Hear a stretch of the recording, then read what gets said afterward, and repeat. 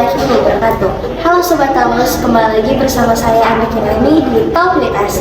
Nah, jadi di kesempatan kali ini, di podcast hari ini, saya bersama dua bintang tamu yang luar biasa nih teman-teman. Dan topik kita di podcast kali ini itu tentang Kerajaan Samudra Pasai. Nah, sebelum kita masuk di topik pembahasan kita, mungkin teman-teman bisa perkenalan diri terlebih dahulu. Oke, halo Sobat Halus, perkenalkan saya Naifah Rajwa, biasa disapa Naifah, salam kenal. Halo, saya Gefira Akila Samsu, biasa dipanggil Gia. Oke, terima kasih Nay dan Dia. Dan mereka berdua ini yang akan menemani saya di podcast kali ini untuk membahas bersama-sama mengenai Kerajaan Samudra Pasai. Nah, teman-teman sebelumnya sudah tahu belum Kerajaan Samudra Pasai itu apa sih? Kerajaan Samudra Pasai itu kerajaan Islam pertama di Indonesia, toh? Nah, ya betul sekali Gea. Jadi Kerajaan Samudra Pasai itu merupakan kerajaan Islam pertama di Indonesia dan merupakan salah satu kerajaan maritim yang berasal dari Aceh, Sumatera Utara. Dan Kerajaan Samudra Pasai ini juga didirikan itu sekitar abad 13 Masehi sampai 15 Masehi. Terus pendirinya ini juga bernama Sultan Malik Al-Saleh. Jadi sama tahu nih dari pandangannya teman-teman itu Kerajaan Samudra Pasai sebenarnya bagaimana? Mungkin bisa dimulai dari kondisi politiknya begitu. Menurutnya teman-teman bagaimana itu Samudra Pasai? Nah, kalau setahu itu, Kerajaan Samudra Pasai sistem politiknya ini banyak yang bilang kayak unik karena dia ada ambil ajaran Islam tapi dipadukan sama adat istiadatnya warga setempat. Jadi dia bisa memadukan antara Islam dan adat setempat. Jadi ini yang bikin peningkatannya bagus buat kerajaannya mereka. Baik, ternyata seperti itu kondisi politik dari Kerajaan Samudra Pasai. Kalau untuk sistem pemerintahannya, nah sistem pemerintahan dari Kerajaan Samudra Pasai yang teman-teman tahu itu bagaimana? Kalau yang saya tahu itu yang pertama ada namanya Sultan. Nah, Sultan ini dia yang dianggap nih paling tinggi dan yang urus nih segala urusan politik dan agama di kerajaan.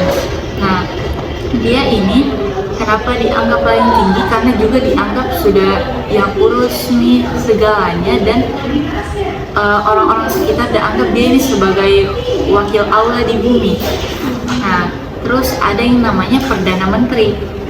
Perdana Menteri ini dia yang bantu tugas sehari-harinya Sultan, yang urus nih pekerjaannya Sultan, tapi dia hanya sebagai peran samping saja untuk membantu. Ada urus birokrasi sampai keuangannya juga kerajaan. Terus menurutku itu saya pernah baca di artikel begitu, ada juga yang namanya Dewan Penasihat, di mana biasanya Dewan Penasihat ini itu terdiri dari ulama, bangsawan, terus juga ada pejabat-pejabat yang sudah dalam arti senior begitu, yang dimana tugasnya ini untuk memberikan nasihat kepada Sultan ketika ada kayak pengambilan keputusan yang sedang keputusan berat begitu. Jadi ini Dewan Penasihat itu fungsinya kayak kasih tahu Sultan, meyakinkan Sultan begitu. Terus ada juga birokrasi yang dimana biasanya itu terdiri dari beberapa tingkatan pejabat begitu yang sering mengurus di bidang pemerintahan. Jadi ini ada yang mengurus perpajakan, terus keamanan dan lain sebagainya. Mungkin setahuku cuma dua itu. Jadi intinya struktur pemerintahan Kerajaan Samudra Pasai itu yang paling jadi patokan itu Sultan karena dia dianggap wakil Allah di bumi. Baik, kita lanjut. Saya mau tanya, kalian tahu nggak kayak ciri-cirinya lah begitu dari Kerajaan Samudra Pasai ini, bagaimana ciri-ciri dari kondisi politiknya? Kalau ciri-cirinya itu ada teokrasi. Jadi di teokrasi ini Islam itu kayak betulan jadi landasan utamanya begitu sistem politik, dimana pemimpin tertingginya itu ada di bidang agama dan juga ada di kayak pemerintahan gitu. Terus ada juga sentralisasi. Sentralisasi ini kekuasaannya itu terpusat di Sultan, tapi biasanya Sultan ini dibantu juga sama pejabat-pejabat dan ada juga kayak dewan pemerintahan yang di bawah kendali si Sultan ini. itu mungkin ada tambahan dari Gea. Mau tambahkan itu namanya feodalisme. Feodalisme ini kayak struktur sosial. Nah, biasa juga dibilang kasta, tapi mungkin dia ini kayak tidak ada penindasan untuk kasta-kasta di bawahnya mereka. Nah, yang kastanya ini udah terbagi jadi bangsawan, rakyat jelata, sama budak. Nah, di antara kastanya ini yang paling punya hak sama privilege yang paling tinggi itu atau lebih tinggi itu bangsawan. Nah, kalau untuk sistem politiknya mereka juga ini bagus karena mereka punya hubungan internasional yang bagus juga. Mereka punya hubungan diplomatik sama negara Islam maupun non-Islam. Contohnya itu kayak sama India, Tiongkok, sama Mesir. Ini dia sistem kastanya tuh, nah kayak biasa kita lihat di sinetron-sinetron, dia nggak ada penindasan ke kasta yang ada di bawahnya gitu teman-teman. Ya. Nah teman-teman, jadi tadi kita sudah bahas mengenai bagaimana kondisi politik dari kerajaan Samudra Pasai itu sendiri. Selanjutnya sekarang kita mau membahas mengenai bagaimana kalau dari sisi ekonominya dari kerajaan Samudra Pasai itu. Mungkin dari teman-teman bisa dijelaskan pandangannya mengenai itu. Jadi untuk kehidupan ekonominya Samudra Pasai ini yang mencolok sekali itu, setahuku ada yang pertama itu perdagangan maritim, di mana pelabuhan Pasai sendiri itu merupakan pusat perdagangan maritim yang sudah menghubungkan beberapa negara. Begitu ada negara Timur Tengah, ada Tiongkok, India, dan juga Asia Tenggara. Jadi banyak sekali pedagang-pedagang dari negara-negara tersebut itu udah lewat untuk berdagang di pelabuhan Pasai ini. Nah, adapun komoditas utama yang diperjualbelikannya itu meliputi rempah-rempah, hasil bumi, terus ada juga produk tekstil dengan kayak barang-barang mewah. Nah, terus kayak kalau misalnya hasil bumi itu biasanya berupa beras, ada juga gula aren. Kalau misalnya dari rempah-rempah itu ada lada, terus cengkeh dan lain sebagainya. Terus kalau misalnya barang-barang mewah itu biasanya ada mutiara dengan berlian. Nah, lanjut yang kedua itu ada pertanian. Jadi masyarakat Samudra Pasai ini diandalkan juga sektor pertanian untuk mereka kayak lengkapi begitu kebutuhan pangannya mereka. Nah, terus hasil-hasil pertaniannya mereka itu kayak hasil pertanian pada umumnya kayak beras, terus ada juga kacang-kacangan, sayur-sayuran, buah-buahan, dan lain sebagainya. Tapi mereka ini punya dua sistem pertanian. Yang pertama itu ada persawahan. Adapun sistem pertanian yang digunakan sama ini kerajaan Samudra Pasai itu ada dua. Yang pertama itu ada persawahan, dengan yang kedua ada tegalan. Mungkin dari saya itu ada Kalau yang saya tahu itu yang perindustrian. Nah, industri di Samudra Pasai ini dia hanya terbagi jadi industri-industri kecil kayak pembuatan kain, perhiasan, sama senjata. Nah, tapi industrinya mereka ini yang kelola itu orang-orang yang sudah terampil dan memang sudah itu yang mereka kerjakan. Jadi karena yang dipekerjakan ini orang-orang yang terampil, produknya mereka itu jadi bagus. Nah, saking bagusnya produknya, bahkan yang minati produknya mereka ini bukan hanya masyarakat setempat, tapi sampai masyarakat kerajaan-kerajaan lain. Nah, jadi tadi yang dibilang Jaya itu sumber daya manusianya kayak sudah memang mumpuni untuk kerja di bidang itu. Terus yang dijelaskan juga tadi Naifa soal kerajaan Samudra Pasai itu terkenal sekali soal perdagangan maritimnya dan sudah menjalin kerjasama hubungan dengan beberapa wilayah. Baik, oke, karena kita sudah dengar dari segi politik, segi ekonomi, mungkin kita bisa dengar lagi tentang faktor-faktor di bidang ekonomi dari kerajaan Samudra Pasai itu sebenarnya kayak bagaimana? Kalau dari saya itu yang pertama karena letak geografisnya yang strategis. Nah, kerajaan Samudra Pasai ini terletak dia di jalur perdagangan internasional.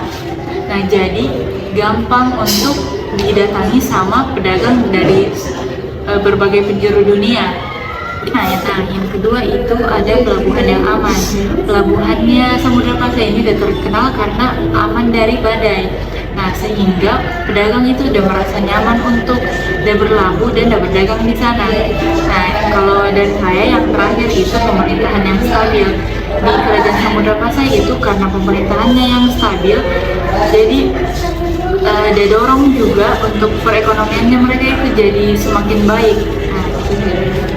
Nah, Kalau saya mau tambahkan, jadi di Samudra Pasai sendiri itu punya sumber daya alam yang sangat melimpah, seperti yang saya sudah katakan sebelumnya. Karena dijadikan perdagangan maritim, itu juga komoditas utamanya kan dari kayak rempah dan lain sebagainya.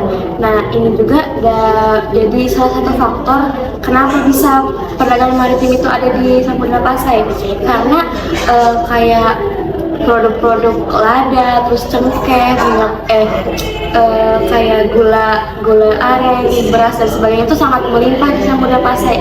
Akhirnya dijadikan nih perdagangan maritim. Terus jadi kalau menurutku ini kejayaannya Kerajaan Samudra Pasai ini pas tahun abad ke-13, 14, 15 itu kayak masih naik-naiknya. Mereka mulai turun di abad ke-16 karena sudah mulai ada kerajaan maritim yang naik juga, kayak kerajaan Malaka, terus ada juga Kesultanan Aceh. Jadi abad ke-16 itu mereka mulai turun nih perekonomiannya Samudra Pasai. Baik, jadi tidak heran kalau misalnya Kerajaan Samudra Pasai ini merupakan kerajaan yang terkemuka lah di zamannya itu, karena dari itu tadi yang disampaikan oleh dia tentang kondisi politiknya itu kan berdasarkan sultan, terus disampaikan oleh tentang kondisi ekonominya itu mereka maju sekali di ekonomi karena sumber daya manusianya mereka juga sudah terambil semua. Jadi mungkin itu saja di sesi kali ini. Dan jadi Kerajaan Samudra Pasai ini yang kita anggap terkemuka sekali pada zamannya, kayak maju sekali nih dari segi ekonomi ataupun politiknya, itu juga pada akhirnya runtuh. Nah, bagi teman-teman yang penasaran dengan bagaimana akhirnya sampai Kerajaan Samudra Pasai ini bisa runtuh, silahkan saksikan di podcast sesi berikutnya. Dadah! Assalamualaikum warahmatullahi wabarakatuh. Halo Sobat Talos, kembali lagi bersama saya Andi Kirani di Talk with Us. Nah, jadi pada sesi kali ini saya bersama dua bintang tamu yang luar biasa lagi nih teman-teman. Nah, jadi seperti di sesi sebelumnya, kita sudah membahas mengenai Kerajaan Samudra Pasai, mengenai bagaimana kondisi politik dan kondisi ekonominya bersama para narasumber saya. Dan di sesi kali ini, di podcast hari ini, kita juga masih melanjutkan topik kita mengenai Kerajaan Samudra Pasai. Nah, di pembahasan kali ini, kita itu mau bahas bagaimana kondisi agama dan budaya, serta bagaimana sih runtuhnya itu Kerajaan Samudra Pasai. Tapi sebelum kita masuk ke pembahasannya, kayaknya bisa kita perkenalan dulu sama teman-teman kita. Oke, halo Sobat Taulus, perkenalkan nama saya Sheila Naomi. Halo Sobat Taulus, saya Francisca Jem Bekasi. Oke, makasih Sheila dan Jian. Jadi kita langsung ke pembahasan kita saja tentang Kerajaan Samudra Pasai.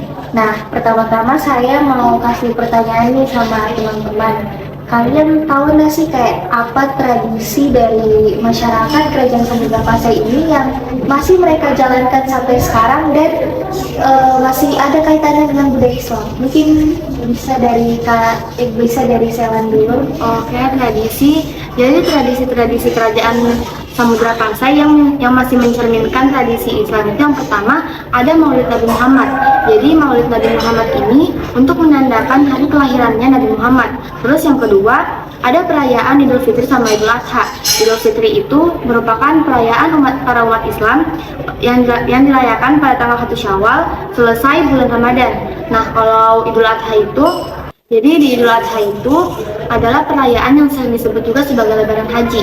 Terus ada juga tradisi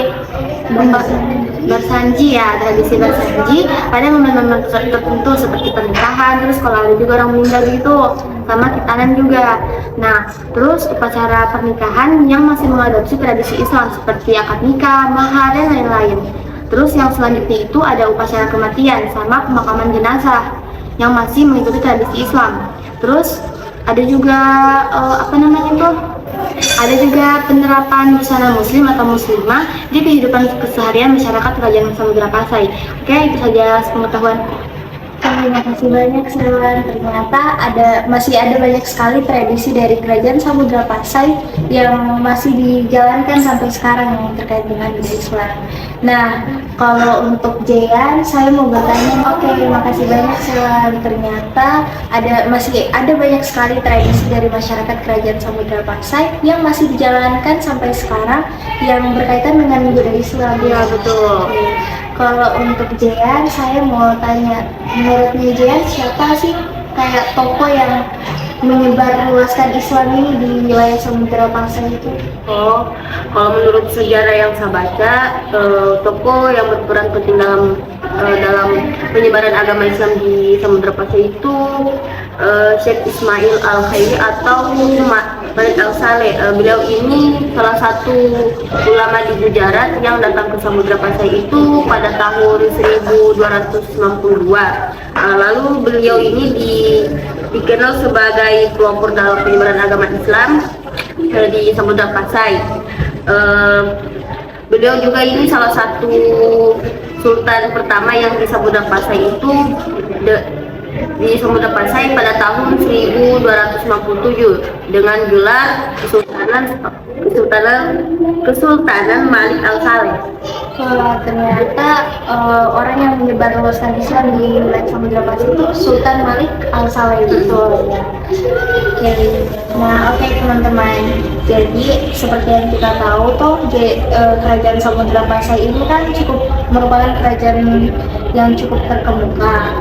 Nah, namun pada abad ke-15 Masehi, kerajaan Samudra Pasai ini akhirnya ada runtuh. Jadi saya mau tanya, kalau misalnya pendapatnya dari kalian itu bagaimana akhirnya sampai kerajaan Samudra Pasai ini udah bisa runtuh? Mungkin bisa dijawab oleh saya. Jadi runtuhnya kerajaan Samudra Pasai ini disebabkan oleh kombinasi faktor internal, yaitu perebutan kekuasaan di kalangan istana yang melemahkan pemerintahan. Nah, kalau faktor eksternal itu seperti serangan dari kerajaan Melayu pada abad ke-15 yang semakin menguat. Oh, jadi pada intinya karena peperangan. Ini kalau dari Jean bagaimana? Oh, selain itu kemunduran perdagangan maritim itu diakibatkan oleh persaingan pelabuhan-pelabuhan lain dan memperburuk ekonomi kerajaan. Oke, makasih banyak untuk Selwan dan Jean. Informasi yang diberikan ini sangat berguna sekali teman-teman. Jadi mungkin dengan ini kita bisa menutup podcast kita hari ini dengan tema Kerajaan Samudra Pasai. Wabillahi taufiq wal hidayah. Wassalamualaikum warahmatullahi wabarakatuh. Dadah.